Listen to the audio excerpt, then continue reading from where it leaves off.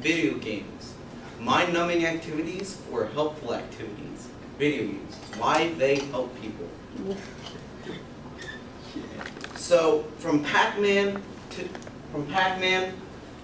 Donkey Kong to Super Mario Bros. These three games have three things in common. They're classic video games, they're super fun, and most importantly, they help people. They help people by improving life in a positive way. They improve hand-eye coordination and improve on problem-solving skills. So join me by saving the princess, hopping over barrels, and eating those power pellets. In a 2018 article written by Grant Bailey from the Independent UK magazine, states playing video games has become a key strategy for coping with stress. Researchers quizzed 1,000 gamers on attitudes towards video games. 55% of them said they play video games to relieve stress. 47% of them said performing well in video games gives them a greater rush from playing video games when they're playing well than those accomplished in real life. 50% of them also said they use it as an escape of escapism. Escapism is when you find a way to escape from your problems in real life. For those 50%, they use video games to escape from the problems of real life. And I already said that. Okay. So many benefits of video games are to help improve on life. And one that was not said was to relax, which is basically where the escapism comes into play, or if you just need a mental break. My next topic is hand-eye coordination. Hand-eye coordination mostly gains skill through first-person shooters like Halo, Call of Duty, Overwatch. In a 2016 study by Li, Rongjin Chen, and Jing Chen studied two groups of people. One group playing video games for 1 hour a week for 6 months, and a group of people playing video games for 5 hours for 6 months. They tested them on 3 different scenarios. A scenario where they had to keep a car in the center of a lane, keeping a dot on the middle of a screen, and a strategy puzzle game. The conclusion was that both groups of people did better on the second try after playing the video games for the 6 months, but the group that showed more improvement was the group that played 5 hours of video games for 6 months. But the group that only played an hour of video games a week for 6 months also did show improvement. Video games are also used to help motor skills.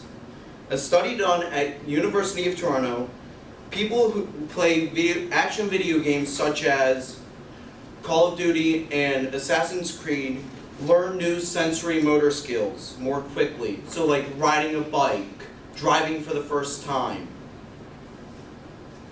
A quote from this article that really stuck out to me was, "A new sensory motor skill such as learning to ride a bike or typing often requires a new pattern of coordination between vision and motor movement." It was proven that playing these games showed a higher skill, which means once you practice and keep going, you can do that task unconsciously without realizing it. I talked about 2 different skills on how it improves hand-eye coordination and motor skills. Next, I'm going to be talking about problem skills. Video games help with problem skills. Most commonly, Halo, Legend of Zelda, Portal series, and Final Fantasy. In an article written by Agents of Geek, they broke down how they help with problem-solving skills in 5 ways. The first way being learning from your mistakes. When you're playing video games, you often mess up and have to go back. You learn from that mistake and you don't repeat it. You go back and try a different method, and if that doesn't work, you try it again and again. It is important in life because when you're learning math and you make a mistake, you learn from that mistake and build on. When you're learning to read and you misread a word, you learn from that mistake and read it properly. Next is deep practice.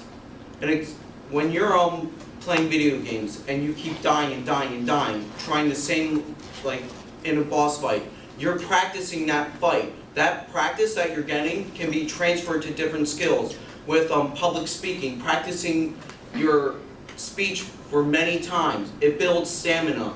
Learning to ride a bike, it helps build the stamina to keep on learning to ride the bike. Next is trying different things.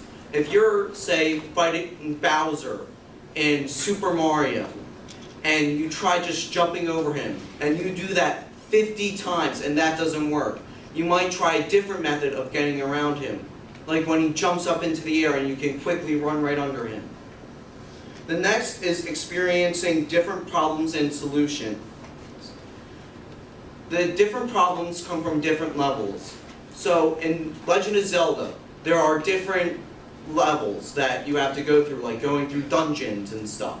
Each dungeon has their own problem and solution that you have to figure out. This can also be transferred to math. With math, there is always different problems and always can have many solutions, especially on the SATs as I have learned. And the last way is learning when to give up. Say you're fighting a boss in a video game. Say, let's use Bowser again. And you keep on trying and trying and trying and you can't get it. You learn to stop, come back to it later, try a different method, and not get overstressed about it. That can be used in different life scenarios, like learning to ride a bike. You're not getting it right away. You can stop for the day, come back to it tomorrow, work on it more. You learn when to give up for the day, but you also learn you have to come back and keep on trying. So, in conclusion, video games will always be a controversial topic to talk about, whether they're mind-numbing or they induce violence, mostly from Grand Theft Auto.